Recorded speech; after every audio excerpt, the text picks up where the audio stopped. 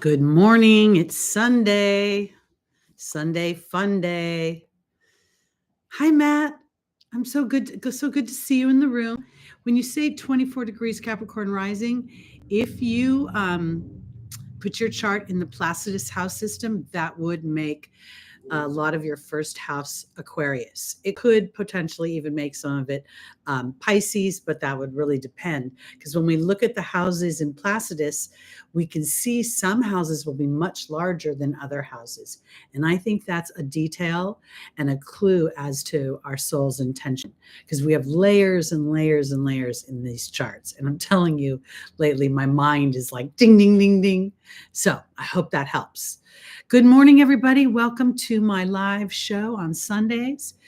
It's me, Teri Hunter. I'm an intuitive astrologer. I'm beginning to think I'm a revolutionary astrologer because I'm going to turn this place upside down a little bit, I think. Good morning, Stephen. Good morning, Catherine. Of course you, Stephen, of course you are, because humans are the ultimate layer of, this is what's so fun about being a human.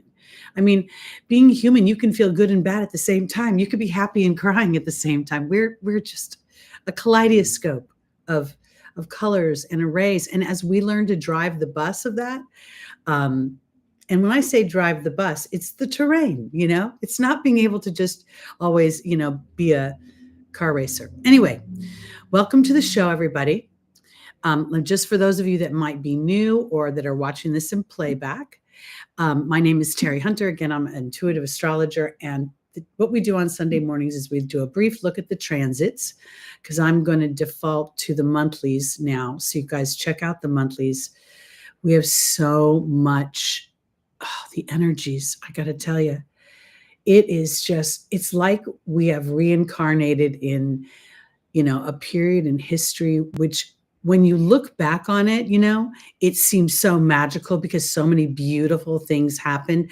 But at the time, there was so much destruction that took place as a result of that happening. So, anyway, okay, we're going to do this in whole sign Western astrology. And what I do is I start with the birthday month. So we're going to be starting with Aries when we do our readings. We'll pull one tarot card, and then we'll do a spread with my angel deck and my Camelot deck to get the angel's advice for traversing these very, very transformational times. Okay. And I want to talk about, I brought up the, in the description, the tag, that it's Jupiter conjunction. We have two exact conjunctions of Jupiter and Uranus. But I got to tell you, I think that we've been feeling these energies and will continue to feel them for weeks and if not months ahead of time. And real quickly, I just want to move this way a little bit. I don't know if you can see. Hold on. Oh, he moved. I bought a basket and Lucky's thinks it's a new bed for him. And he's been sitting in it. Okay. So Jupiter conjunct Uranus in Taurus. When you guys are looking at your charts, have you noticed the aspects that it makes in your chart? Even if you have no planets in the sign of Taurus, the houses will be making aspects. So let's say you have planets in Scorpio. Even if the conjunction, there's no planets in Taurus, you're going to feel the opposition. It'll be in your seventh house. That's if you're a Taurus rising. Well, and not just, yes, if you're a Taurus rising. I lost my train of thought real quickly. Hi, Shelley. Welcome to the room. Okay. So this is why I bring this up, because Uranus is messing with my mind. My mind is like so all over the place. I personally have this conjunction squaring my Chiron, almost exact. My Chiron's at 22 degrees Aquarius, and I laugh, but that is nervous laughter. Let me tell you, this last month, crazy things have happened, and I just want to share with you a little bit, because I want today, rather than to look at the aspects, I want to talk about how they relate to your charts. And I'm going to use, I wish sometimes we did this on Zoom so I could pull up a chart and show you what I'm talking about, but I'm going to use my aspects to try to give you an example of what I'm talking about. So my natal Uranus is in Leo at 20 degrees. This transiting. I have to laugh. It makes me nervous. But literally, it's at 21 exact and 22 degrees in the sign of Taurus. So any planets that you have in the fixed signs are going to be affected in a challenging potential way of this conjunction. Now, little personal story. I don't know if y'all remember, but after the St. Patrick's Day Sunday show, when I got done, I went out, to get my tacos, and a bunch of the people in the building were all gathered around. We've lived here over 20 years, and a very good friend of mine and my neighbor had passed away overnight. He died sometime in the early morning hours of St. Patty's Day. And he was Neptunian. He was a Pisces. We live by the ocean. It's co-ruled by Jupiter. Uranus could potentially be a sudden heart attack. He was the guru of the neighborhood. He was a guitar maker and a well-known, respected, upper level craftsman. Taurus is the craftsman. Jupiter is his co-ruling planet. Uranus. I mean, my mind this last week, it shoots into all these crazy places of almost like I'm having a conversation with somebody. I don't know that I'm having a conversation, but I look at these planets and I'm like, oh my God. So here, Taurus for me is primarily my first house. I'm a 26 degree Aries rising, and Taurus rules your family history. I didn't even realize for a week and a half that this man's energy in my life was more consistent than any human I've ever had. I mean this in a way the sounds of him making guitars in the background of my life, him getting the mail, the sounds of the kibitzing of the guitar shop and the boys going up and down the stairs, seeing him every single day for the last 20 years and 6 months, it blew my mind. So this conjunction or this square in my chart kind of hit me like part of the layers of that square are his potential passing. Pluto's involved, Pluto's in Aquarius. Pluto's making some changes. Pluto is opposing in my 11th house of friendships. So I just thought that was kind of cosmic for me. So I don't know how you guys look at your charts and how you're looking at the transits, but I kind of feel like when you play with the dynamics of the planets, you'll see how it's playing out in your personal worlds, because this Jupiter-Uranus transit has so much potential to clear something out and then to bring something in. And the clearing out can very well be a vibration of, sometimes when you have history with somebody, that would be the Taurus, when you've known them a long time, and yet, or you've been in a situation for a long time, and you start to vibrationally and harmonically, you outgrow it. You literally start to want other things, focus on other things. And as that vibration starts, it's very difficult sometimes for the soul to remain in an energy that is very dense. And sometimes people, situations, dynamics that are very earthbound. This is the earth, this is a solid table. And rather than a bunch of molecules banging around in a dense way, we can have the eclipse we also had the Libra eclipse on March 25th. That was just a week, 2 weeks barely after his passing. And I think we have the influences aren't on the day, they resonate on either side. So I'm wanting to broaden in some respects how you all are looking at your charts. So Matt, starting off the chat with this idea that he's a 24 degree Capricorn rising, and that he's very much influenced by innovative and futuristic Aquarius. Aquarius, is also attached to social groups that move the cosmic consciousness forward. So you could find yourself, as Pluto moves into your first house, your beliefs could be shifting. That could be what's happening in the Jupiter-Uranus conjunction, being able to broaden your beliefs, broaden your philosophies, broaden your ideologies. It's really a time to look at if there's disruption in some way, if something's going a little funky and hunky-dory weird, have you been focusing in a way that has been expanding your world, and the things that are happening are in a chapter of your world that would hold it small? That's kind of where I want to say. I'm wondering where Small Wildflowers is, because usually she texts me if she's not showing up, and I didn't grab my little signs. Let me go get my little signs for the signs. That's kind of funny. Hold on a second.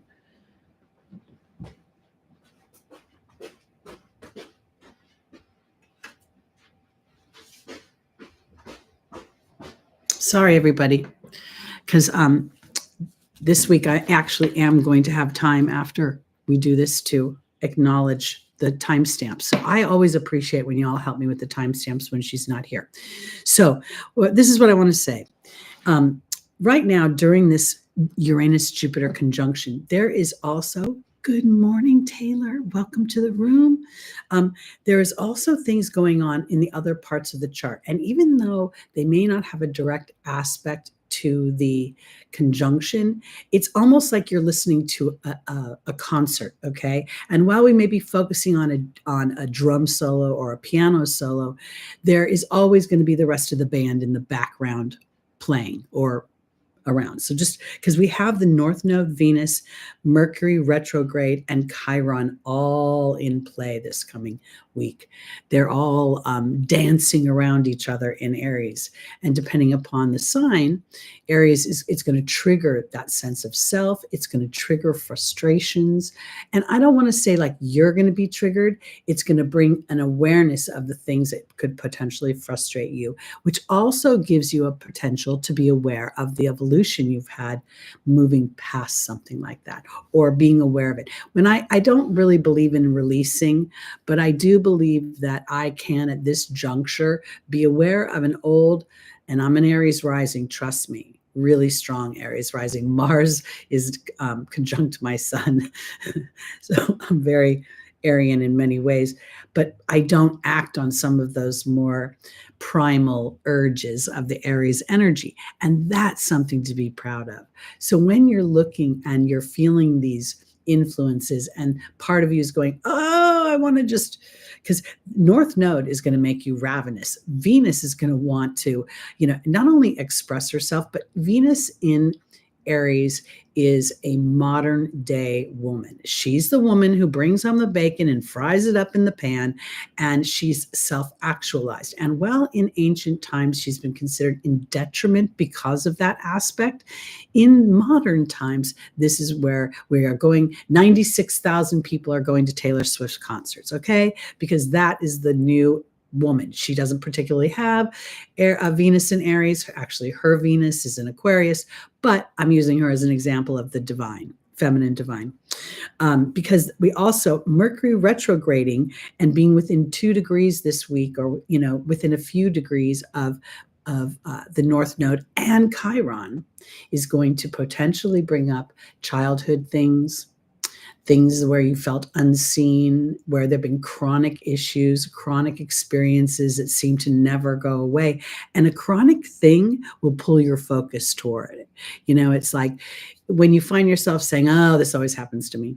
Always happens to me. That literally is a focus. And while it's not easy to move away from it, the awareness of it and just a little shift is the starting of a new momentum. And that's where Chiron becomes a reward in many ways. Chiron can be the gift. This is how I think you release something, is the transformation that Chiron represents. Literally seeing, feeling, and experiencing the wound, and then having the courage, Aries, having the bravery, Aries, having the tenacity in some ways, because you've got to have tenacity to be a warrior, to actually experience the transformation of that wound. And the transformation will be this: I know the wound isn't going anywhere, but what am I going to do with it as it sits here? So, well, fiery Sagittarius moon, Sagittarius sun. Yeah. Okay, let's see what else in my little notes. The sun will enter Taurus. So next week we'll be talking to our Taurians, and wow. I really want to offer this too, because when we talk about the Jupiter-Uranus conjunction, Jupiter represents publishing, branding, marketing, influencing. It's not just, philosophies and ideologies and higher education. So it rules tourism. When you guys break this down a little bit and start to think about it from like, okay, so what is philosophy? You could be a teacher, you could be a professor, you could be a philanthropic benefactor. There's the judicial system involved there. I mean, the layers and layers and layers. And as you use the degrees to flesh out the focus of the layers, and then kind of go a little bit deeper and deeper, you'll start to feel your own soul's voice in your head that will help give you solace while you are traversing the transits with Teri on Sunday morning. Good morning, small wildflowers. I got a little concerned because I didn't get a text. And so I don't know if you've ever seen them, but I started to get I made these little signs. So if I do get a chance to go through the video after it's over, I can visually identify where I start. But most everybody helps me all the time, but I don't always get the chat up right away afterwards. So I'm glad to see you're here. Okay, and not just because of the timestamps, just because, of course, we all love you and miss you when you're not here. Okay, let's see what else. Okay, and next week, I'm going to do a separate video so you can look for that. But we have a full moon in Scorpio. And I bring that up because I want you to start to think of these things as like when I start to be aware of that, because everything that we're walking through with Chiron in Aries and the retrograde right now is a wound about the self.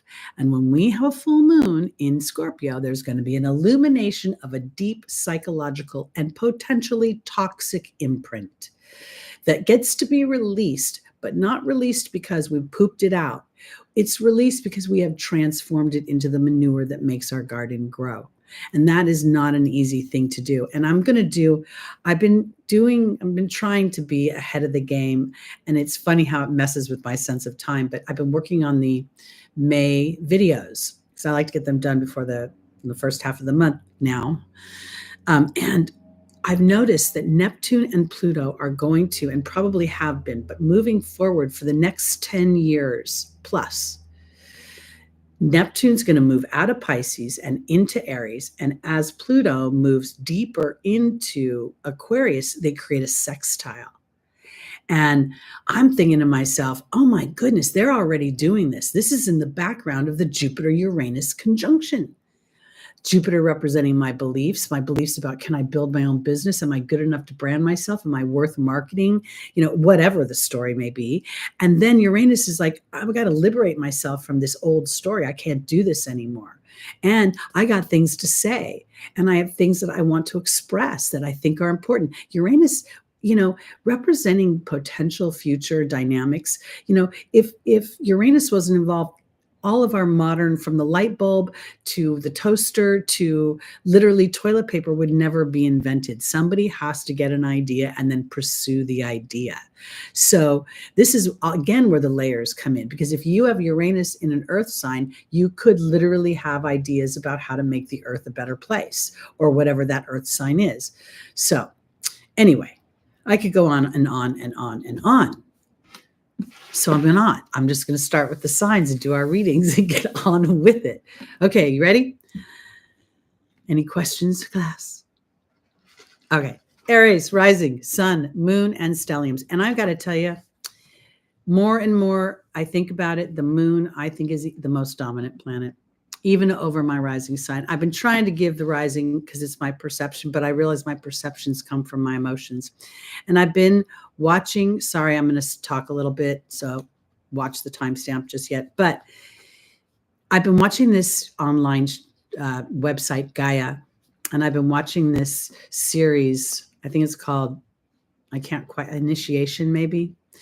And it's very interesting to me about, just kind of talking about the different dimensions of the earth realm and how we manifest and all sorts of things. And the reason I bring all this up is because this the landscape that we're going through right now is bringing us to a point of awareness about the self and about how important it is to nurture the truth of the self, not the truth of the self that wants to please the audience. Because when we move Pluto into Aquarius and Neptune into Aries, I'm telling you that there are going to be institutions, huge institutions, like the FDA and like the big pharmaceutical companies, and they are going to go through a Plutonian transformation that we have not seen in modern times. I would almost feel like we at this time are on some level revisiting the Atlantean age. I know I'm getting out there right now, but I told you that Uranus is squaring me all over the place. It's squaring my wound in Aquarius, and it's squaring my natal Uranus. And I think that I got killed in a past life for having these kind of ideas. And now I get to express them. So if we think about the concepts of Atlantis, that technology superseded spirituality, or the awareness of the self, as Pluto and Neptune travel together for the next 10 years, we are going to see spiritual warriors when we go in. Neptune goes into Aries. So this is very exciting as you are ignited, as you're activated. You don't need to elevate anywhere. Okay, I'm going back. Aries. Your tarot card is, I just feel a little drunk on myself right now, and I'm not. Look at that. This is a spiritual journey. This is literally where the character looks at this situation, which could very well be, when we look at the cups, they always represent an emotional dynamic, a water dynamic, a feeling dynamic. And here we see balance, but yet there is not complete balance. And so this character has chosen to walk away for a deeper truth, something that's more important. Well, what would you be experiencing as you're in Aries and your first house is being ignited and has been ignited by Chiron's transit and the North Node? Okay. And being ignited, now we have Mercury revisiting how you feel and how you think. Now, what would that be about? Your anger, your frustration, the harshness. I watch these things on TikTok sometimes, and they do the keyword things that just honestly piss me off about the signs, because they never really say that Aries is this peaceful warrior that knows how to be compassionate and is a hero. It's always this kind of hothead, out of control, Knight of Swords kind of energy. And I think it's BS. So I want to tell all my Aries risings that stand up and show people you're a peaceful warrior, and you're smart enough to know when to pull out your sword and when not to, and when to walk away, because the person, the dynamic, the other situation just isn't worth it anymore. And that would be the South Node going through Libra. Okay, let's see what your reading is. Oh, I'm on fire lately. Maybe that's my Jupiter Uranus too. Who knows? I'm expansive about my crazy new ideas and preaching. Because Jupiter's a preacher, without a doubt.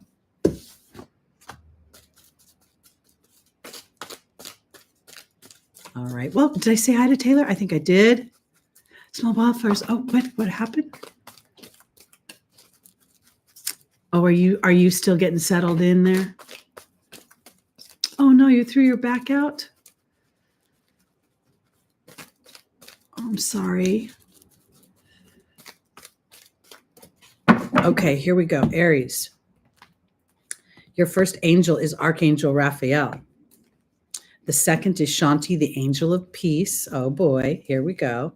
Then we have Archangel Gabriel, all about communications. This is what Aries was learning, especially when Mars was going through Gemini a little while back. And that was a long while back now. It was 2022, 2023. But it was spent 7 months there. And when Mars spent time there, it was like, I'm going to start to master myself. I'm going to start to. And then as it had this summit that it's having right now with Saturn in Pisces, this is the peaceful warrior learning how to put instructions. This is a Knights Templar, not the Crusaders. This would be, the Freemasons, the ones that, believe that everybody has a right to think for themselves, figure it out for themselves. All right, Aries. Archangel Raphael is being joined by the frog. which is literally the releasing of emotional baggage and the cleaning of the house. That's the mind. What are we talking about? Mercury going over these spots. Mercury is going to retrograde all the way back to 15 degrees and come conjunct with the North Node. And I believe that they come conjunct, and even the minutes are like, I think Mercury does it at 55 minutes and the North Node's at 5 minutes, and the fives hit me as freedom from my mind. And the freedom is recognizing that the mind is a muscle. And there will be times when the mind will default somewhere, but that doesn't mean I have to go back and allow the emotional body to get revved up. That's Shanti, the angel of peace. And she's being joined by the dragon, calm, cool, power, and strength. What are we talking about here? I love the way, sometimes I wonder, is this me?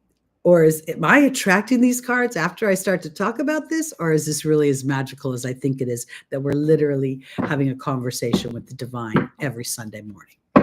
I think it's the conversation, because in the angel's advice is Archangel Gabriel, the angel of communication, saying, don't be insecure. And here's the love card.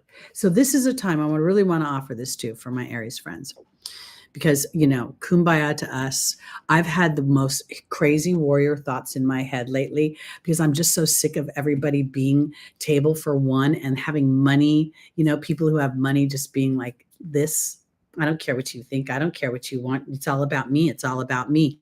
I got the money. You don't have the money, so you're not important. And this is a really strong influence of Pluto, and Pluto going backwards. Oh, and I didn't even mention that.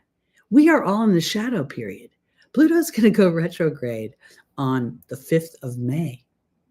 So we're all going to be revisiting on the heels of eclipse season, the structures in our life that in many ways limit us or restrict us or stoke our fears. So Aries, Oceana is being joined by the birth and the rebirth card. This could not be more clear. Spirit and Saturn. Okay. And I want to offer this. Okay. Sorry, my finger starts to go. When I used to have boyfriends, I'd be like, look, and they would get so annoyed with me. Okay. Saturn and Mars are in summit right now in Pisces. They're talking. They've been kibitzing. They are friends. You cannot be exalted in Capricorn and not be friends with Saturn. I don't care what anybody says. It doesn't make sense. So what they do is they master their skills and their crafts here in Pisces. They master their ability to recognize the human element within them that makes them fiery and hot, Mars, and how to cool it down, Saturn. So this is learning how to pick your battles. This is having the epiphany about who is worth your time and your effort up here. How much time do you think about somebody that isn't even in the room that's pissed you off? Because now it's time to start to take your place and your seat at the table, the round table, the knights of the round table, and where you don't try to think about love, but you know that the divine is backing you up. This is Archangel Gabriel telling you of a divine life's purpose that represents a loving energy. And sometimes love is interruptive. Sometimes love says no, So here is a rebirth of your emotional body as you recognize the spiritual warrior within you. And rather than letting anybody tell you that, anything about who you are, because, you meet someone and they go, oh, when's your birthday? And you go, April, blah, blah, blah. And they go, oh, you're an Aries. I mean, really, honestly, we have to start laughing at people. I was back before COVID. I was at this bar. We're going to go on to Taurus now. I was at this bar and there was this woman there and she thought she knew astrology, and it was almost embarrassing, the things that she was saying about things. And it took every bit of my Libra diplomacy to keep my mouth shut and not tell her that she was spewing nonsense. So those moments when you can catch yourself and you don't let your initial reaction, whether you're right or wrong, actually, you don't act on it. It's very powerful. Truly it is. So, trust that. Okay. I'm going to abandon my little signs because I don't have enough things to turn around. Okay. So I'm going to just let my magical small wildflowers do her job. Okay. I know. I know. There's so many things. Whenever, especially with another astrologer, when they see my sun and my Mars together in Libra, they're like, oh, you're an argumentative partner. And I'm like, of course I am. But I choose my battles. Dumbass. Okay. Taurus, the 5 of Wands. Now, this card actually kind of makes me giggle. I have the giggles today. I don't know what's about, but I just feel silly all of a sudden. This 5 of Wands, it looks like a competitive energy when you just look at it like most humans superficially. But if you look at it more closely, it's just a bunch of guys standing around holding their wands in the most awkward way. Look at the guy in the back with the blue tunic. He looks like he's about to drop over, like it's going to fall. The guy, the two guys like in the light blue tunic with the print and then the yellow one, they kind of have control, maybe even the green guy. But the red guy looks like he's about to drop his. So I think this is just awkwardness. So let's look and see how this Jupiter Uranus in your first house could potentially make you feel awkward. It could be because there's something about your family history, your history of your experiences, because I kind of feel like family isn't just a mom and a dad and siblings. It's also the extended family, the neighborhood, the community you grew up in, your grammar school experience or elementary school, I don't know, whatever you call it, early childhood experiences. All those things come under this idea of family history and what Taurus represents as it shapes your confidence. Our first angel for Taurus rising is Bethany, self-care. The second is Omega, victory. The third is Mystique. We've got 2 unicorns. Keep charging ahead. Expect miraculous solutions. And then we have Grace and Antoinette, which is about having compassion. And that would be compassion for the self as you walk through a period of time that may feel awkward. Now, this is where I was going with the idea of the 5 of Wands, because the 5s represent freedom in general, the number, the numerology. So here, this could be, I feel awkward as I express new ideologies about myself. As Uranus traveling through my first house has really called forth a new version of what I want, moving myself forward towards things that seem maybe even, I don't know, foreign to the family, foreign to, because, there's Jupiter involved. So there could be a feeling where, because sometimes I think people don't pursue their truth because they're afraid that they will get lost somewhere in the pack of the people that they love, or they won't be accepted anymore. And sometimes that's true. And that's a shame if it holds someone back. So Taurus, Bethany and the love card come out together. This is all about allowing this conjunction to really birth an expanded version of what you love for you. And that could be so many amazing things. Omega offers victory. Oh, look at these 2 horses. We have this magical horse of saying victory is ahead. And now this is about delegating. And I want to offer this. This could potentially be delegating to spirit while you walk through this period of time where people who are used to you being one way may see you shifting and doing something different. And they think, what's going on here? He never does that, or she never does that. Mystique says to keep charging ahead and to allow for the blossoming of who you are, to allow for this transformation, to really bring out the beauty in your life. And I want to offer this because beauty is not necessarily something that you see, but something you feel. Sometimes lately I've been making food that I actually made and I think it's really good. And I'm sitting down by myself going, oh my God, this is really good. And I'm trying to be in the moment. I'm trying to not look for big things to make me happy, but just to stick to those little things and let them add up. Because Grace and Antoinette and having Jupiter and Uranus going through your first house could be breaking things up. It could be creating crankiness around you or anxiety about changes. There's a lot of duplistic energy here because there could be this expansion of Uranus's more challenging dynamics. So as you walk through this we can call that sometimes shifting is harder on the people around us than it is us, meaning when people get used to us playing a certain role in their lives, they don't like it. So let me just give you a quick story. I'm a Taurus moon, okay?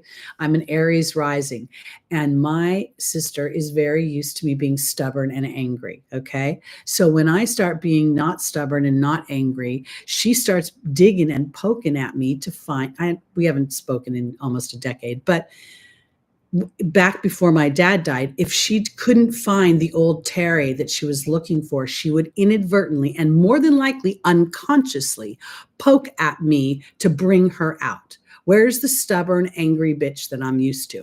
Because I don't like it when you change. She also has a Taurus moon. So what I'm trying to say for my Tauruses during this week, because this is where we see the the exact conjunction. So we've been feeling a ramping up of this energy, and now the energy becomes fused. So it's an expanded, huge feeling of, I can't do this anymore. I can't be anything that I'm not. And everybody's going to feel it. Everybody, whether they know about the planets or not.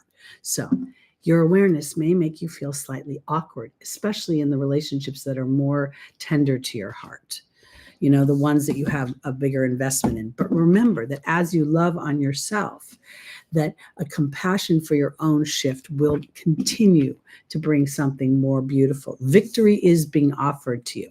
People will get used to the new you or new philosophies. And they don't have to change. You don't have to change completely. It could just be one thing. I'll give you an example. Since Taurus rules the voice, let's talk about the Eras tour and how many videos there are of people who didn't like Taylor Swift, and then they see the tour on Disney Plus and they're digging it. Or somebody doesn't think their 85-year-old grandma will like her music, and then there's the video of grandma like bopping in her chair. So it could be all sorts of fun things. It doesn't have to be drama. Okay, Gemini. Steadiness, the Knight of Pentacles. This is where we see a fire element join the earth element. All the knights represent fire. You know, those young men out there learning and exercising their physiques and finding out who they are and what they can do.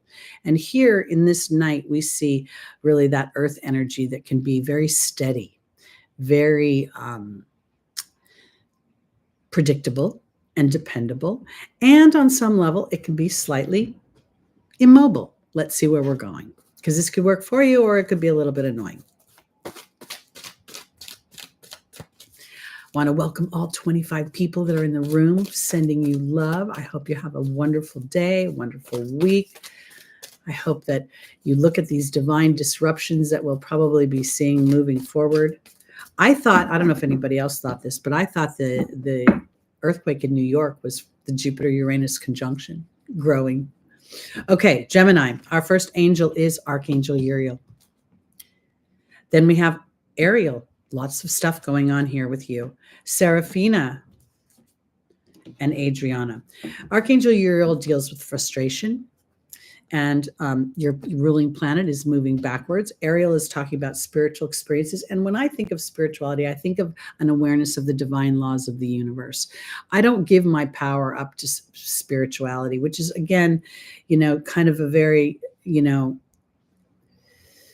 in this modern time, especially with Pluto's last few visits into Capricorn, we are going to feel the man wanting to continue to have that dominant influence over us. And the more independent we get, the more independent we think, the more the man is going to get annoyed by it.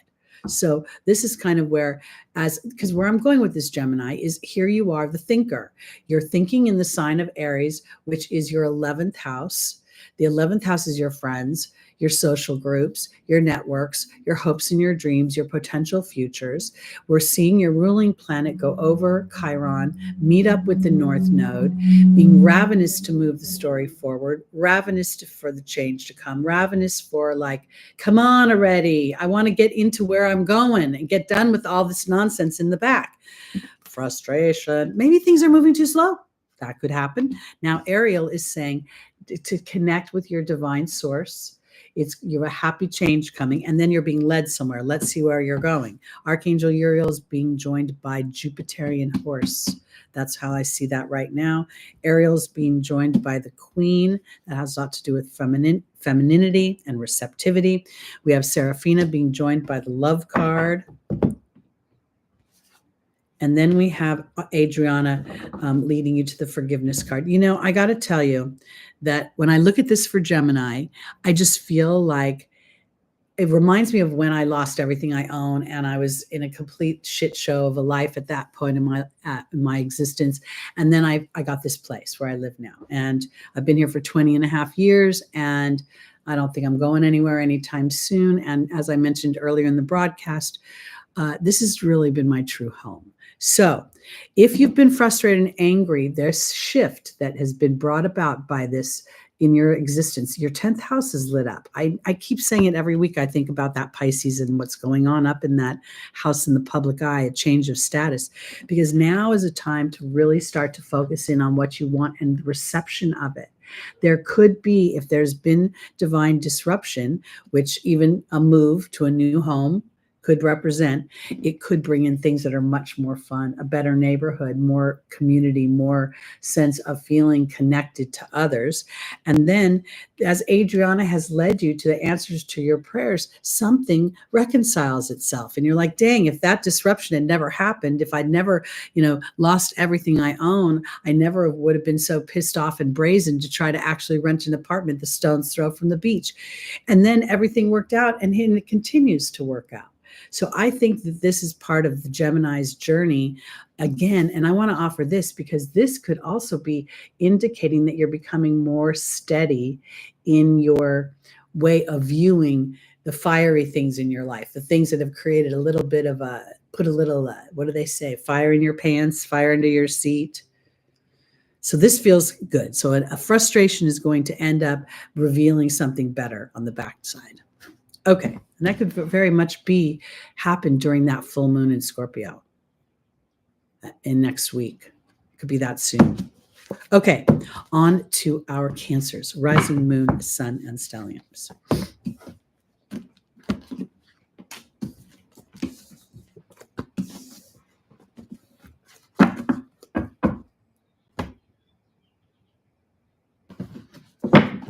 I got to move my notes. I got to shut this for a second. It's distracting me. Sorry. Okay, Cancer. Oh, you got your card. Look at this. You got the Chariot. This is your card. This represents you. It's a victory card. There is movement without movement. This is a very powerful card because when we look at this charioteer, we could perceive him in many ways as a knight, as a warrior, but his chariot is cement. It's not moving. And yet there is movement because he is being tasked in this card to trust his intuitive, his emotional body, his inner knowing. That's why the cement blocks his base chakra. And we start his chakra journey at his sacral chakra and work our way up. And as we see, the flower comes on his third eye. We also see that over the heart chakra, there is a square, and that square can represent a Saturnian energy. You know how Saturn limits us or restricts us. So here, we are charged with not restricting our heart and trusting the canopy of stars above us and the armor that is the moon. So I think that this is a really powerful energy. And also the sphinxes also always to me represent the duplicity of life, which is key to feeling the empowerment of overcoming something. Like, I know it sounds dumb, but I got in my head sometimes I can be so pissed off and I'm just like, I want to egg their house, or I want to TP their house, or I want to do something. And I want to, but I don't ever do it because it's never worth the price to pay. But my point is that the triumph comes in not acting in the ways that I know won't serve me. So this really, in many ways, this is where I'm going for my Cancers. You trusting your intuitive body could make you feel victorious over a situation that you never thought you could feel victorious over. The crab tends to go like this, right? It kind of walks to the side. And if it's not careful, it's going to end up at, Red Lobster. But the crab here is really mastering its skills. It's actually elevating itself from the crab energy to the moon energy that is receptive, that gives life. So where are we going? Because wherever in your chart, I mean, Taurus is sextile away. So wherever in your chart Taurus is where the Jupiter Uranus conjunction is happening. And you've been going through the opposition of Pluto's transit through Capricorn. So your 7th house has been lit up a bit about how you partner and how authentic you're being to your own wants, desires, needs, inner voice, inner knowing. All right, Cancer, our first angel is Celeste, a new home or a new place of employment is in works.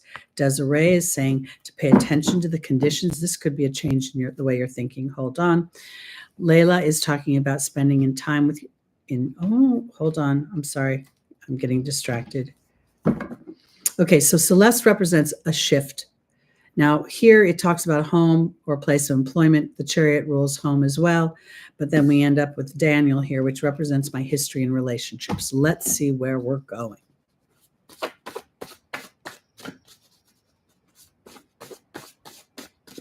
I just got this feeling all of a sudden that I was a Cancer woman, you know, in my 30s, and I was in a relationship, and I'm like, where is this going? And I felt like Spirit was saying, don't worry about where it's going. Just enjoy the moment for now. You'll figure out where it's going. You already know where it's going. This is the thing about Cancer.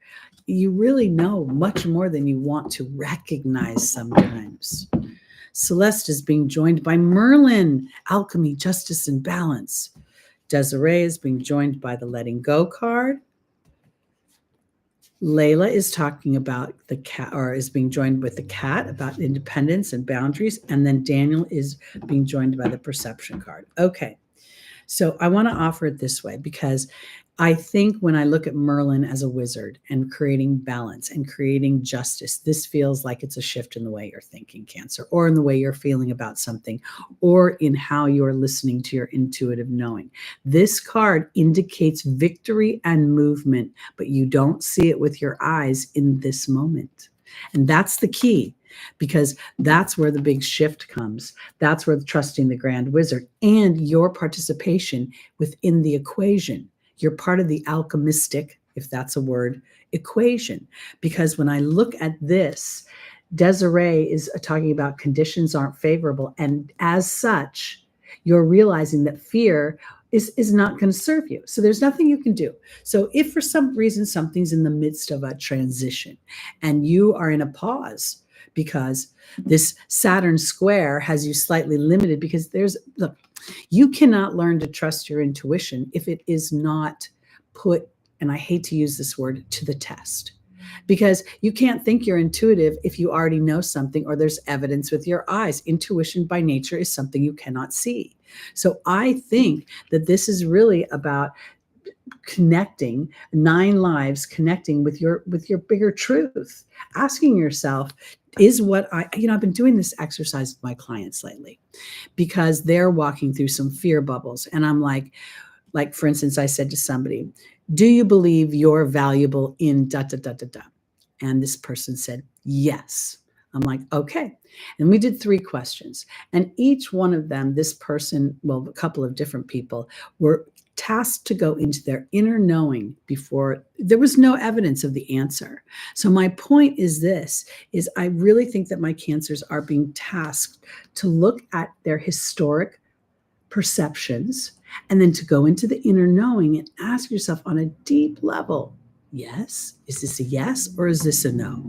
And as you do that, you'll be able to settle into the duality that you are experiencing as there is movement without movement. I hope that makes sense. Hi, Shelley.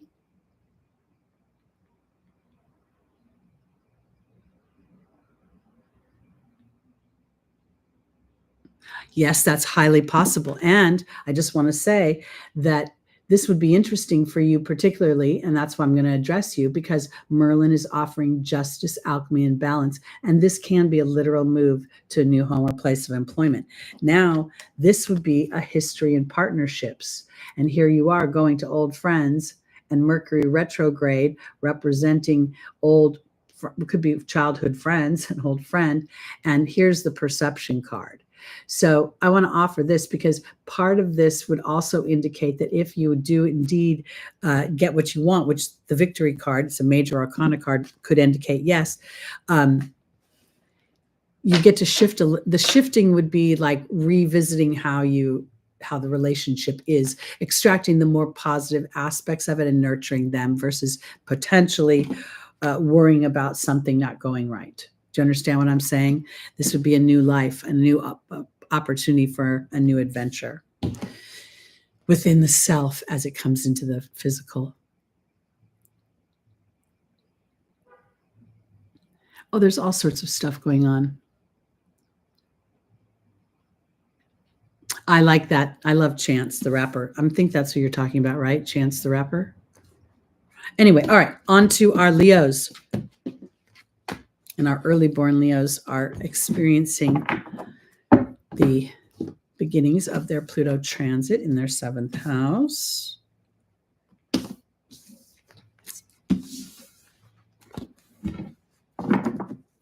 These eclipses were very much about the people in our lives because Libra rules social relationships. It always will. Venus is social. And it was on the supergalactic center at 2 degrees of Libra, 22 minutes, which was really about how we perceive our value within our interpersonal relationships. I don't, in this modern time, really think that it's always about a husband and a wife or a wife and a husband and a husband. I think that, with the technology that we have so many independent lives. So many of us are living alone these days. And I think that accentuated the relationship we have with the self. Okay, here we go. Leo. We have the 7 of Wands. Now, this is an energy where the character is, and I think, frankly, his face does not really look like he's standing in leadership of others, but rather defending something. If we look closely, you can see he looks a little stressed out. But I'm not sure that he's completely sure of what is stressing him out. It seems a little bit like it's a perceived. I don't see an actual situation here that would challenge me to think that this was somebody that was trying to attack him. So I don't know. I think he might be potentially. Let's see where we're going with this. Oh, you don't know who Chance the Rapper is? Oh, Chance Garton. I don't know who Chance Garton is. So there we go. Chance the Rapper. He's an adorable young man. Although he wouldn't think he's young. He'd think he's grown. He's in his 30s. He's a judge on The Voice. Very popular producer. And obviously, rapper. Okay, here we go. Leo, rising moon, sun, and stelliums. Don't be afraid of your Pluto opposition. I want to tell you, I've had Pluto conjunct all my planets all my life. Now I go into the wonderful squares. I did have Pluto opposite my moon at one point, but that's the only planet I have on that side of my chart. Everything's in 6, 7, 8, 9, and 10. Except for my wound in 11. Okay, Leo, our first angel is the spiritual teacher, Akasha. Then we have Archangel Gabriel, all about arts and communications. We have Yvonne about vulnerability. And then we have Adriana leading you to the answers to your prayers. As I look at this, oh, that Chance. Oh my God, I didn't even think of that Chance. Of course I know who that is. I didn't realize. Okay, I'm sorry. My brain. It's hard for me to be in my real world and with you guys and doing the readings all at the same time. Sorry, Chance. Woo. Okay. How funny. Isn't it funny how our minds work? This is why we need to be very clear in our communications. But it's a Mercury retrograde, so there we go. All right, here we go. Akasha is being joined by the love card for our Leos. Archangel Gabriel is being joined by the mystery card, which is choice. Yvonne is being joined by the communications card. Oh, Leo, the spirit is calling you out today. And Adriana is being joined by the frog. I really want to say this is all about self-expression. This is all about Leo. You know, Leo, you rule pleasure, you rule entertainment, you rule fun, you rule all the yummy stuff in the zodiac. You know, and it kind of pisses the other people off, or the other planets, the other signs off, because they all have some sort of issue, something to get done. And frankly, all you get to do is not worry about the other 11 signs, because when you do, it gets you all bunched up and worried. Because I do think that this could be holding you back, is feeling like you'll have to defend yourself, defend your position, defend your what it is that you're birthing out into the world. And Pluto's opposition, okay? So Leo rising, Pluto's over here in your 7th house of professional partnerships. It'll go into your 6th house for a little bit and then move back up. Now let's talk about Uranus and Jupiter in your 10th house of Taurus. Offering you an expansion, really, and has been. And as Jupiter moves into Gemini, yes, Jupiter will be in detriment. We'll talk about that in another video. But in the 11th house, Jupiter is always going to offer expansion of your friends, of your networks, of your social groups, of your hopes and your desires. Akasha is the spiritual teacher trying to teach you to come from love and your heart, which is what you represent, the heart and the spine. And the mystery is, will you make the choice to actually pursue your talents? Will you make the choice? Because you have the talent, it's there. And I don't care whatever the talent is. I don't care if you're a talented plumber. I don't care if you're a talented comedian. It does not have to be about being on TV or in the media at all. This is expressing your particular talents. You could be the greatest Lego maker and go on a Lego maker show and get millions of dollars. When I first saw this spread, I saw Carla, I think her name is Hall. And she's a judge on those baking shows. She's an African-American woman. But she started off on, I think it was on, what's that show with the Indian woman and Tom, the bald guy? Anyways, a cooking show. She was a contestant, and then she went on to be a contestant in a few shows in the early days of the Food Network empire. And as such, she literally graduated from being a contestant to being a judge on many shows, changed her whole career. Okay, I know this is kind of a belabored story, Leo, but it's time for you to think bigger. It's time for you to, in some respects, allow yourself to just think bigger and take small steps. How's that? Okay, because you're literally trying to be taught to do what you love. Because if you're trying to force yourself into something else, you're just going to continue to feel some sort of like you have to defend your position, whatever it is. And this mystery card is really your free will. And while it would be nice for the universe to just like drop us into an easy place, if we get somewhere easy, the human doesn't really like it. The human, initially before they've achieved it, they'll say, I want to get it easy. But once they've achieved it and put in all their hard work and determination from their heart chakra, it changes. They're like, I did that. I can do hard things. That's what's going on here. So, ha. I'm moving on now. I'm moving on to Virgo. I don't know what I drank in my morning mocha. I've taken the caffeine out. I bought decaffeinated coffee, and I might be coming out of the caffeine withdrawal. Maybe that's why I was so depressed this week. I didn't think of that.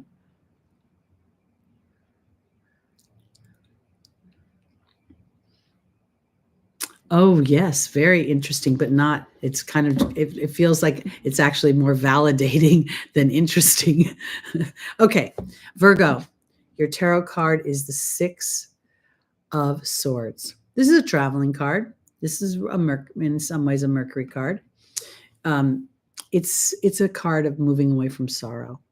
It's a card where you're moving you could literally be moving to a new place, but more so somehow the troubles of yesteryear, the troubles of what's been going on are starting to lift. So let's look and see where we're going with this. Now, if I think about this, that Saturn opposition,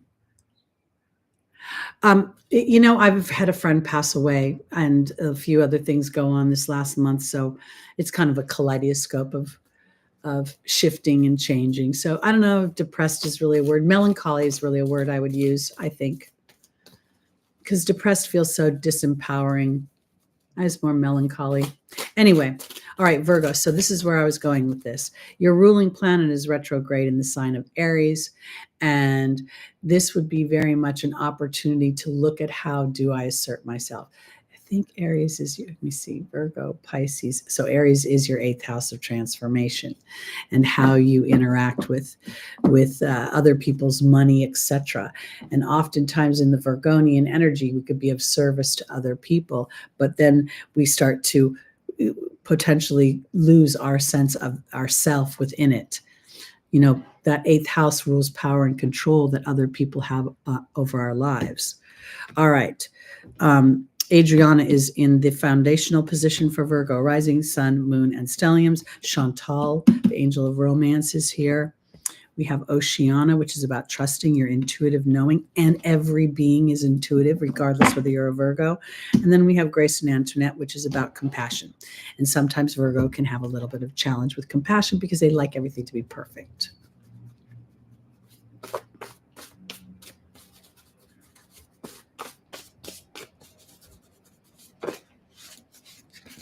All right, here we go. Saturn's opposition in your house could be a real stickler, because I think Virgo's natural reaction is to follow the rules, right? And what does Saturn represent? The rules. And so there could be that sort of an individualization that's going on as the Aries 8th house is asking for that metamorphosis to come to really see how, because it's interesting that the 8th house rules the power other people have over us through sex, money, taxes.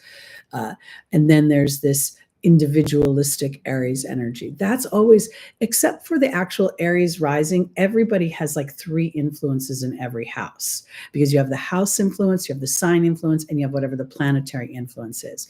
So it's, yeah, there's that onion again. Okay, Virgo. Adriana is leading you towards the answer to your prayers in partnership.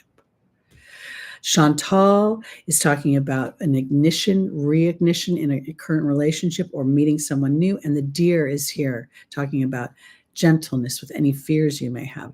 Oceana is being joined by the wealth card.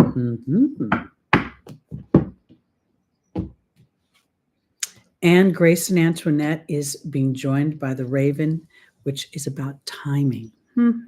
So let's just go about this for a second. So if we think that if Aries is your 8th house, then your 9th house is Taurus. And in ancient times, Jupiter ruled the husband, or I know I hate to use those terms these days, but they're just the best ones that send a picture. Because when I see this, I almost feel as if Spirit's saying, don't worry, Virgo, you're moving into calmer times. Things will get better. Now, this partnership could be many things, because we have Virgos of many ages. Not every age wants romance. But I will say this, well, that may not be true. Because I think sometimes we don't want romance because it just hasn't been presented to us, or we just haven't seen anybody that we liked. And so we put ourselves in a little box and we go, forget it. And, I have Venus in Virgo. It's easy to sort of do. But here, I don't know, there could potentially be a resurgence. And, Mercury retrogrades bring old boyfriends or girlfriends back, or historic people from our childhood. But I want to offer this, because if for some reason that realm starts to show up around you, Virgo, don't necessarily just throw it away. And if you're not interested in anything, you're just done, then just enjoy things that make you feel frisky. I, the other day, put on, I usually listen to classical music during the day on my Sirium XM. And the other day I put on watercolors, and I hadn't listened to jazz in a while. And I just really felt the difference in the music of the jazz. And I was like, ooh, I like the way this feels. Ooh. And it was really noticeable to me, because there's something about feeling, because here's Oceana, your feelings. And then there's this wealth card that is always about harmonious wealth. It's not just about money. So this may have to do with, depending upon the chapter of your life, true romance, but it can also be feeling like a sense of romance about your life. Like it's warm and fuzzy and there's a glow on it and there's rainbows, and it doesn't necessarily have to mean somebody else, because this is where I'm going. If indeed for some reason you've been a little deserty with your romance and you think, I'm not interested at all, forget about it, I don't even want to forget about it, you may find something fluffed up. And inadvertently fluffing up, it may be like, who knew? I didn't realize that at this age, I would actually be interested in engaging a more youthful energy within myself. That's all I'm saying. It could be a youthful energy for anything, but here with Chantal showing up. And if you feel like you're a little rusty, and you could be a young person who has not been in a relationship for a while and you could feel rusty. You don't have to be decades, into rust. But my point is this, is that, just be gentle with yourself, that if spirit brought something across your path, there's a reason for it. And your job is to look at it twice and process the information. That's all. All right, I'm going on. I'm moving on to Libra, rising, moon, sun, and stelliums. Where the South Node is transiting through your first house. It's always such a fun feeling to have to be egoless once again. Because Libra is so cooperative, but this time you have to be cooperative with your inner being versus the outer beings. All right. Libra, your tarot card is the Five of Pentacles. Oh, this is such not a fun energy. I got to tell you, this is really the energy. These two characters can't get out of their own way. That's really it. They're hurt, they're maimed, they could represent ill health, but they can't see the Five Pentacles that are illuminating the warmth of the structure that could potentially invite them in. So let's see what's going on. Because if the South Node is going through your first house, you could very much feel like your sense of self is not being seen. And that might be double challenging because Libra tries to be so cooperative. And I think Libra's a little like Cancer, even though they square each other. I feel like they're both the same. They're like, I'm going to give to you and I'm going to be cooperative and I'm going to hope you recognize it. And then you'll give back to me, right? You'll give to me too, right? Right? Right? It could be a little bit of a challenge. All right, here we go. Because that's a card of rejection. Because the people are not seeing the solution. They reject the solution. Fives are also about change. All right, Libra, let's see. Sonia, you're getting a message from a deceased loved one. I wonder if that's my friend Kirk. I've been asking him for signs. Yeah, I haven't gotten any. And there's Teresa. No worry. Maya's about schooling and education. And Opal is a child of God. I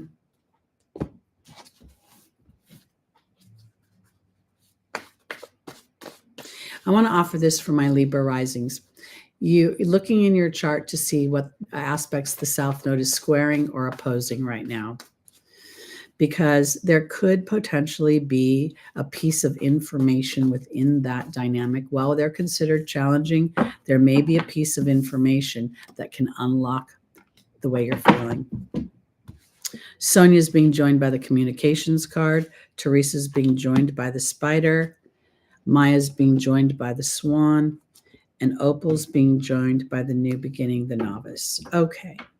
So the thing about the nodal axis right now is that the South Node is really asking Libra rising to be egoless to the opinions of others so that you don't have to create fiery relationships that are riddled with unsaid tensions. That's the shadow side of Aries in the 7th house. And we know that we've got all this action going on in Aries and Taurus right now. So it's really setting you up for identifying how you are an individual in your professional, contractual, marriage relationships. And as you move into that Taurus energy, and we've got the Uranus-Jupiter conjunction going on there, there's an opportunity that you're rewriting your beliefs in that system. And the retrograde look, Chiron and the North Node in your 7th house will accentuate what you want and where you've been that you don't want. And it's like a double sort of whammy as Mercury goes back and forth over these points. Then in no time flat, Venus is going to be over those points. She's really going to end up meeting with Mercury before Mercury goes direct again. So Mercury will be retrograding as she comes this way. So in your 7th house will be lots of thoughts of how your childhood experiences have shaped your partnerships and how you feel seen and how you feel celebrated for your individual unique ideas, how you assert yourself. And what I think in many ways, when I look at Sonia and I look at the communications card, I feel like Spirit's been trying to chat with you because we ignore, remember we see these characters that are ignoring this church here. They're so, this guy even sees it, but he's following the lady that can't see. Because when I look at Teresa and I look at the spider web card, this is a card of worrying about other people, and this is a card of relationships. And your opportunity or your obstacle, Libra, and here I think it could be the obstacle, is you could inadvertently be worrying about a relationship with another human. You experience, especially early Libras, would have experienced that full moon lunar eclipse in early Aries, right? March 25th. That was on the supergalactic center, and it was accentuating the relationship that you have with yourself. So any planets that you have within, let's say, 5 to 10, I think off my memory, it's 5 to 10 degrees of that point of 2 degrees, 22 minutes Libra was going to accentuate that eclipse, that bringing something to culmination and illuminating something, because you're being offered from Spirit an opportunity to see the beauty in your own transformation and to trust an inner knowing. You know, the challenge with the human is that the human is actually way more intuitive than it wants to take credit for, because if I have to take credit for my inner knowing, then I have to take credit for what I know that I participate in that doesn't work for me. Because here, as Opal says, you're a child of God. I think you're starting to practice that energy. And that would, in many ways, potentially affect the energies in your 7th house, because you're being more independent within your 7th house, and not independent in a way that is coming from, rebellion or anger, but rather a sense of expression, really sort of marrying that Mars and Venus energy and being brave about your own Venusian energies, your own sense of self, your own personal history, your own sense of comfort and ease. That's the way I want to put it. Okay. On to our Scorpios, rising moon, sun, and stelliums. Oh, that would be, of course, Stephen, that would be like, whenever we're working with Uranian energy, we're going to feel a sense of exile from the pack. We're going to feel like we won't be accepted. And we're going to feel nervous about it because it rules the nervous system. And it's such a huge stage. The 11th house is a world stage. And, in ancient times, that world was, the 25 people that lived in your town. Now it's the trillions of people that live around the world that at any moment can just randomly run into your stuff and start, chiming off about whatever they think. So, of course. And I have my Chiron in Aquarius. I told you that a couple of times, and it's at 22 degrees. So I've been murdered probably repeatedly. So I told Spirit I was afraid for decades to actually step out. I didn't want to be a weirdo. Okay, Scorpio.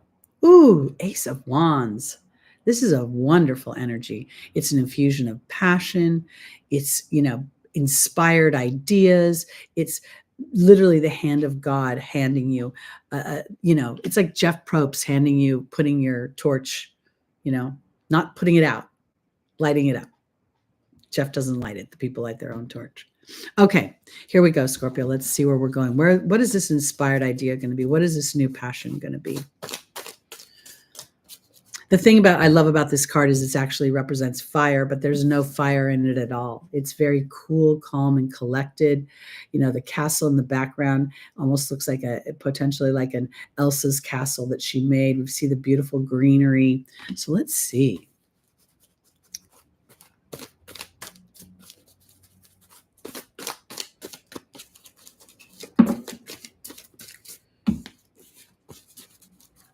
Scorpio, rising, moon, sun, and stelliums. Here we go. Our first angel is Vanessa. That's faith over fear. We have Bethany, which is about self-care. We have Scorpio, we have Adriana in the Angel's Advice. And then we have Ray, the connection to the angelic realm through meditation and yoga.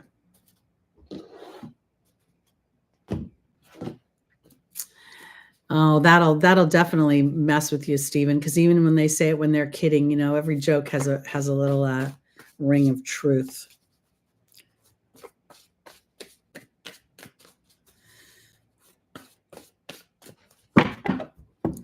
Okay, Vanessa is being joined by the Swan. Bethany's being joined by Merlin. Adriana's being joined by the Risk card. And Ray is being joined by the Earth Fairy. Okay, Scorpio, I want to offer this. And I want to really quickly just kind of say that, piggyback a little bit on that weirdo comment, because your ruling planet, Pluto, Scorpio, is going to be in Aquarius for the next 20 years. And I absolutely know that people are going to start to connect the dots that thoughts are things. They're going to become much more, it's going to become a structural awareness on the planet that if you're in poverty, it's because you think in poverty. If you're in abundance, it's because you think in abundance. Now, I'm kind of saying that in a really rudimentary, polarizing way, but our manifestations are going to represent our inner being. And this is very much a scorpionic dynamic because the deeper psychology rules us. It's how people have power and control over us. It's why Yoda put Luke Skywalker in that cave so he could address his own fears, because the addressing of your own fears and faith within yourself, and your own inspired ideas and your ability to create, you're going through a huge transformation. And, you know, Scorpio by nature, co-ruled by Mars, ruled by Pluto, is always looking for transformation. So it can start off a little challenging in the sense that the darkness that Pluto represents can feel crippling sometimes. And yet, as you become more connected to the divine being that you are, that you know that you are, it becomes more of a tool that you can use. Because here, this self-care card and Merlin made me feel as if on a deep level, Scorpio knows the power of their own ideas and the potential that power that can create. Taylor Swift has a late degree Scorpio rising, and she has Mars on her ascendant, which most people would say is a nightmare. It makes her a fighter, but the rest of her chart softens. She's a peaceful warrior. And I want to start to reframe for Scorpio that stinger. I want to start to support the eagle totem that you represent, because this self-care is knowing that you can create magic. And this risk is trusting following your gut when everybody else says, oh, no, no, no, oh, no, no, no. Because people will look to the material world and they will look backwards to see how to move forward. And once you've covered the terrain, there's really no real reason to look backward. Because here, I believe that you are going to take your concepts that you want. This array makes me feel like you're connecting with the spiritual part of your manifestations, that you know the divine laws of the universe, that your ruling planet moving into Aquarius is already catching up. You already know this, and now you're bringing it into the earth. You're bringing your inspired ideas into the earth, and the process moving forward is going to be the rooting of that, because this is the beginning of something, not the manifestation of it. This is very powerful. And I want to offer this too, because, you know, while Pluto is your ruling planet and it's moving into a square in Aquarius, all the fixed signs will be squaring Pluto. Squaring or opposing. Of course, Leo gets the opposition. But my point is this, because that square from your ruling planet, which is very different from everybody else's fixed sign energy with Pluto, is tasking you to be braver than ever before, because you have the potential to create abundance beyond what you can imagine here. You can't even imagine it. You could say, oh, I want $1 million. And the universe is going, why? You could have 100 million. You could be on the cover of Time magazine. You could be a billionaire. Now, if that's what you want, you may not want that, but whatever you want, it's possible as you allow for the transformation of your inner knowing. That inner knowing is so powerful. All right, onward and upward. Sagittarius, rising, moon, sun, and stelliums. It's so weird to do the zodiac in a normal way. And this is the last week we'll do it this way for a whole year. But it's weird because we haven't done it this way in a long time. Okay.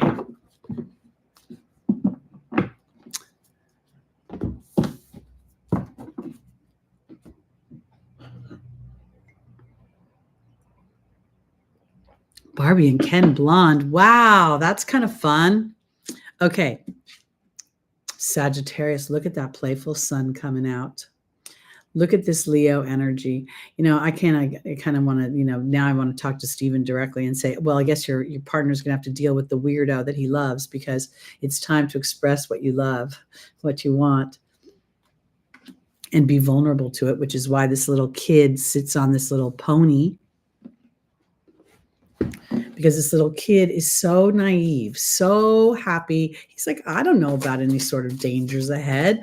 This little pony will take me anywhere I want to go, because I know how to make things grow in the sunshine. The sunshine comes from your eyeballs, by the way, Sagittarius. It comes from your spark. It comes from your inner joy and your expansive Jupiter lighting up, literally, as we speak. The lights have been turned up bright. Here we go. Yvonne represents vulnerability. Rochelle represents following your heart. And then prosperity comes. Sonia is your team watching over you as you connect.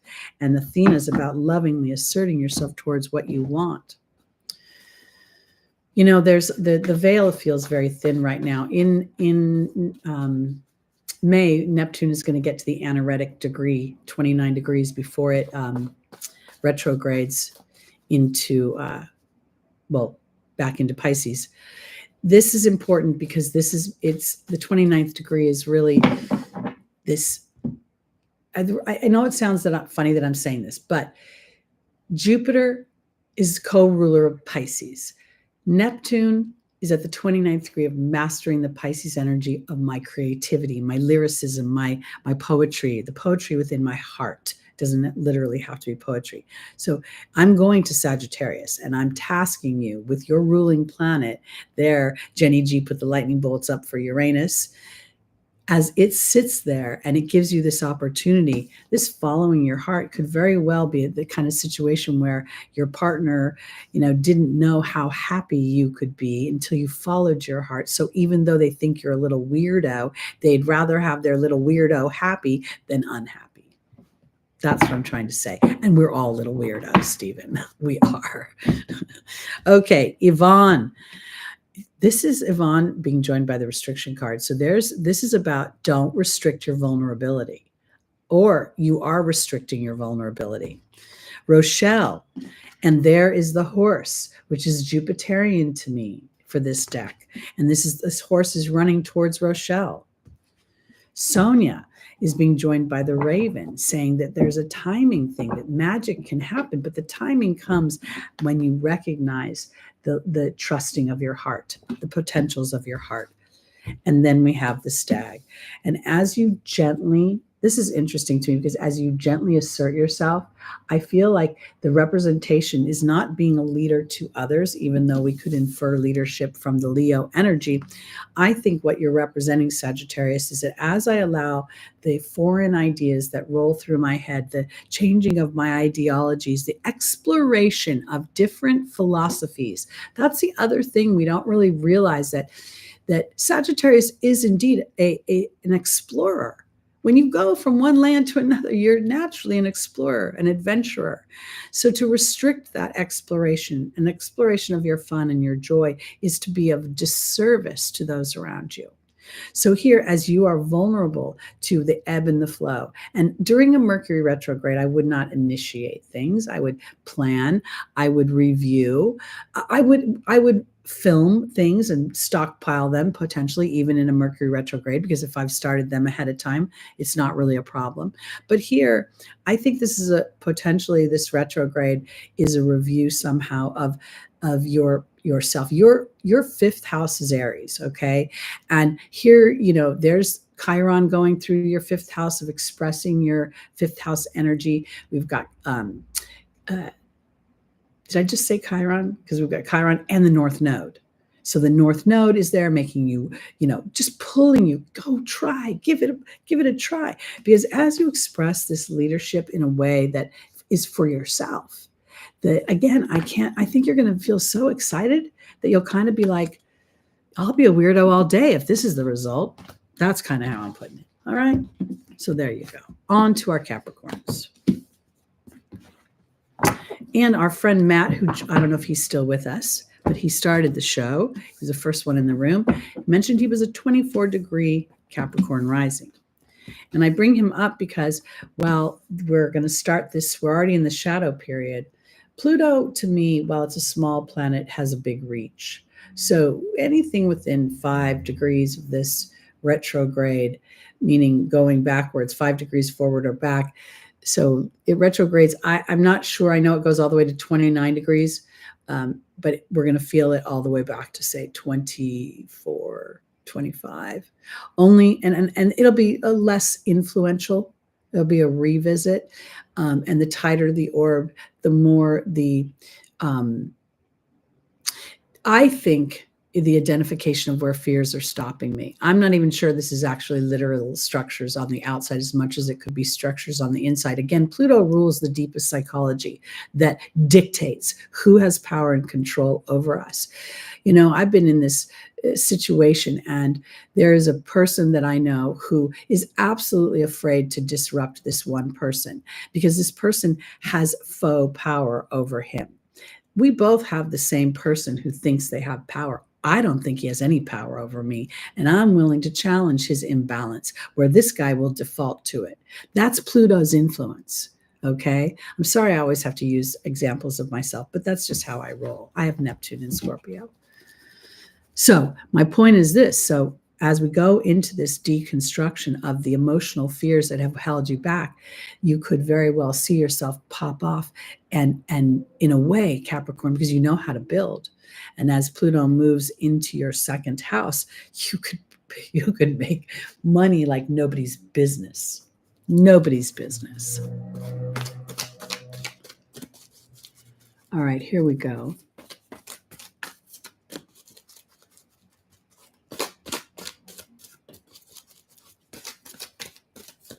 All right. Oh yeah, the song "Creep." I know that song. It's very eerie. Oh wait, I didn't do Capricorn's tarot card. And we have the Knight of Swords. Okay, this guy's taking no prisoners. He's taking no prisoners. He is moving so fast, he's missing some of the scenery. Now, that's not necessarily Capricorn energy. So let's see. That could be an interior job because I'm really feeling this is a Capricorn emotional situation I'm addressing right now in some way. Trying to see where Lucky is. All right. Our first angel is Teresa. It's about worry. Layla is about intentions and connecting with spirit. Indriel is the light worker. And Aurora says, you're flying high right now. Don't descend. You will soon inspire others. And now I want to offer this because we talk about Pluto's retrograde, but I also want to mention that the South Node and the North Node are making aspects to the Capricorn energy. There's a square, natural square between the houses, and depending upon the degree, you may be feeling the influence of the nodes. And if you're feeling the influence of the nodes in square, you're also feeling the influence of Chiron square, and you're feeling the influence of Mercury's retrograde. So Teresa's being joined by Merlin. Layla's being joined by the restriction card. Indriel's being joined by the novice, and Aurora's being joined by the dog. Frankly, this is what I want to say for Capricorn. You want to move fast, and things aren't going to move fast. And that's kind of funny because we don't think of Capricorn as moving fast. But when a builder is building, and Capricorn is a builder, you lay the cement, there's a certain amount of time that it needs to cure before you can move to the next layers. And that's what I think is going on. So if you're in the Mercury retrograde is messing with you, and the South Node is messing with your partnerships, meaning professional partnerships, or even potentially your intimate partnerships, this would be like, all right, I surrender to the dynamics. I'm not going to fight the headwind, because if you think about it, he could be fighting a headwind. Look at where the wind is coming. Everything's blowing this way. So he's kind of pushing against something. Now, Teresa's saying, don't worry, everything's going to work out. Merlin, alchemy, justice, and balance. During this restricted time, which is your Saturnian time, this is a good time to recalibrate with spirit about the outcome. And I want to offer it this way, because without realizing it, your goals may have changed, or what you think are your goals. So, oh, spirit, I want to win $1 million. But the real goal is, I want a flow of resources. I want a flow of money. I want a flow of what's easy for me. And so connecting with spirit, Capricorn, is not your natural thing. You want to go do things on your own. But before you start, you connecting with spirit, this is double emphasized here, will give you the ability to have a stronger footing moving forward. Because as Aurora says, you're flying high right now. Don't descend. You will soon inspire others by your example. And then we have the dog here. And to me, this just felt like man's best friend. It felt like, when I looked at it, it wasn't necessarily about love, but the love of whatever you're doing, and feeling that shift within you internally, as if up until now, maybe it's been conceptual, or it's been, I want to see change in my life. I want to really see change. I don't feel any different. And then somehow you start to feel different, or you start to feel the coagulation of the old you and the new you. Okay, on to our Aquariuses, rising moon, sun, and stelliums.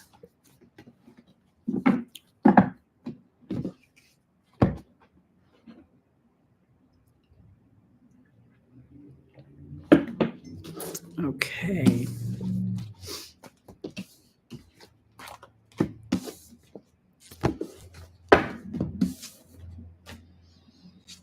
Oh, look at that, Aquarius. The lovers. Now, most young girls, when they get this card, they get so excited. But the truth of the matter is, this does not reference a lover. It references the choice of lover. It represents the vulnerability that we have when we make certain choices, and when we do that. And we have Archangel Gabriel overseeing this couple, and yet there's clouds. So sometimes love clouds are over-knowing, our inner knowing, our oversoul. All right, let's see where we're going. You know that saying, a bird in the hand is worth two in the bush? I don't always think that's true, because what if the bird in the hand is scrawny and small and won't feed you, or doesn't sing? And I think that this Lover's card, when I look at it today, is really very much about Aquarius being able to see their future. As Pluto moves into your first house, you could be scared to death, honestly. People could be telling you, oh my God, oh my God, oh my God. But it's not like that. It doesn't have to be like that. Pluto has been through over my sun, over my Mars. It squared my Mars when I'm in my 60s. I didn't get a heart attack. I didn't die. Nothing bad that way happened. But boy, did I learn how to use my sword. Did I get put through my paces to decide what kind of warrior I wanted to be? Because Aquarius, you're a warrior. You're a rebel.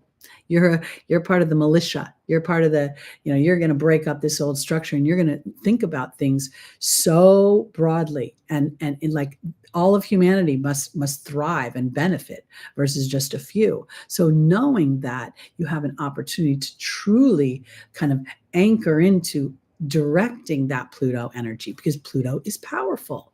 Pluto doesn't happen to you. Pluto has like a 600-mile heart on the face of the planet.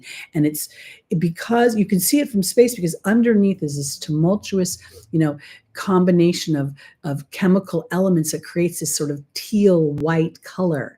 And it's actually very beautiful. But again, it's tumultuous, because following the heart is not following human structure that tells you what your heart should want. So this could be, because this is all about choice. The choices that you make moving forward. And these eclipses that we've been having have been focused on the self and partnerships, on the choices we make within those dynamics. Okay, let's see. Aquarius, our first angel is Ariel, your connection to the angelic realm. Astera, reach to the stars with your dreams and desires. Archangel Uriel is about frustration. And the patience card is gathering information and synthesizing it.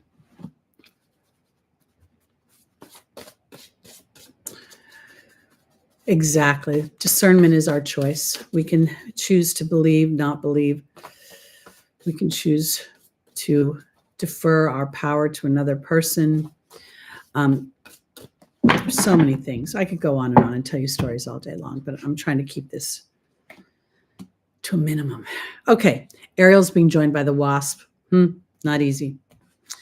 Astera is being joined by the Joy card. Archangel Uriel's being joined by the Deer.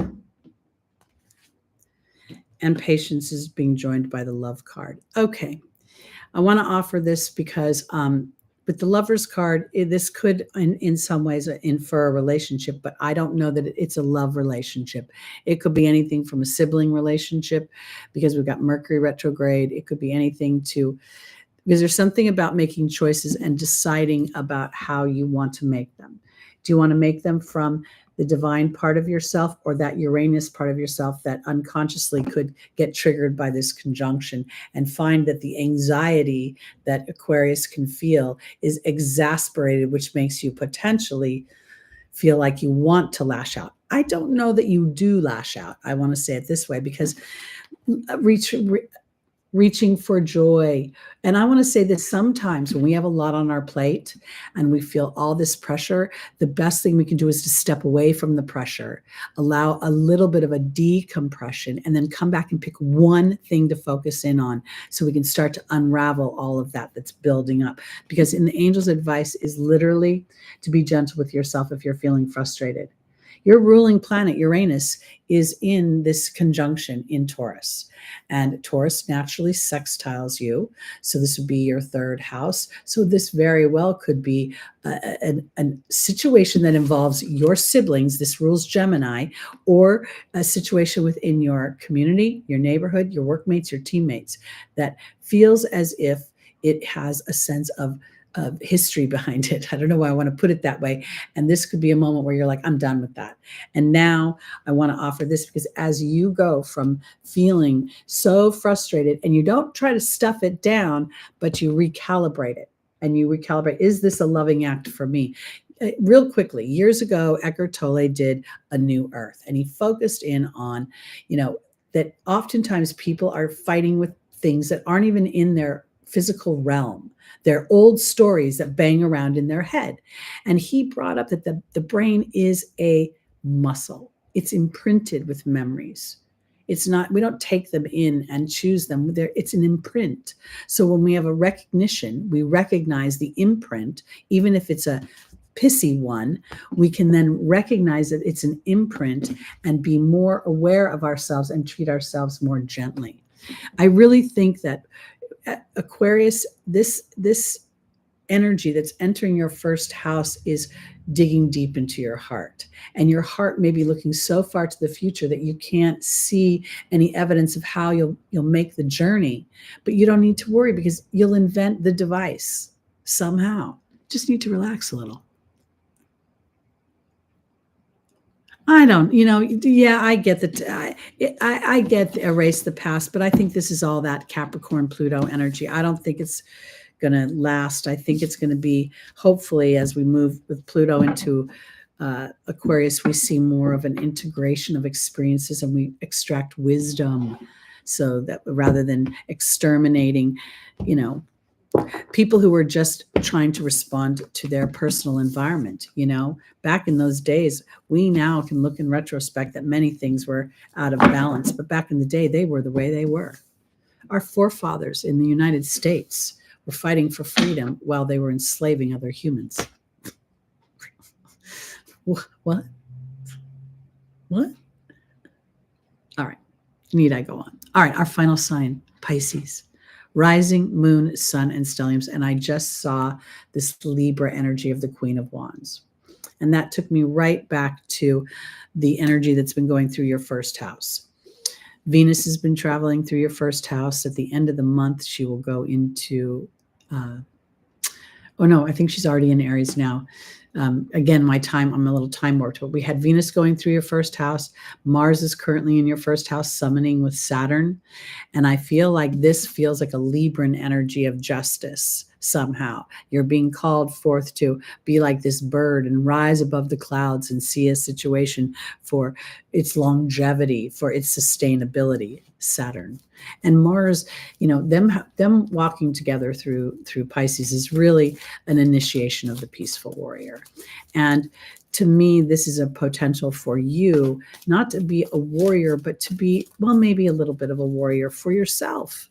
You're such a cooperative sign. And in fact, you're the sign that can get submerged. And in that submersion, or in being submerged, can make you feel like you're drowning. And so here they're telling you to come up for air. Here is Chantal, the angel of romance. We have Isabella saying, yes, the timing is right. Yvonne is about vulnerability, and Teresa is about worrying about other people.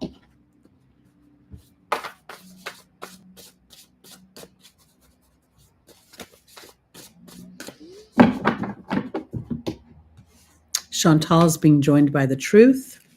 Isabella is being joined by the protection card. Yvonne is being joined by the timing of the raven. And then we have Teresa being joined by the mystery card. Okay, I want to offer it this way because for me, for Pisces, rising moon, sun, and stelliums, initially, when I looked at this, I did not see romance. I saw the truth of what you love.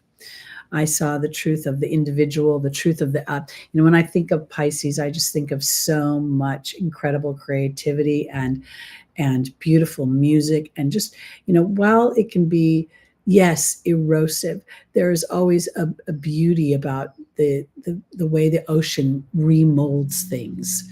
I live near a cove, and whenever there's a big storm, the whole beach changes the way it looks. And yes, the storm can be jarring and erosive and feeling like you have no control, and at the same time there's a beauty that's revealed. And I feel like that's what's going on here.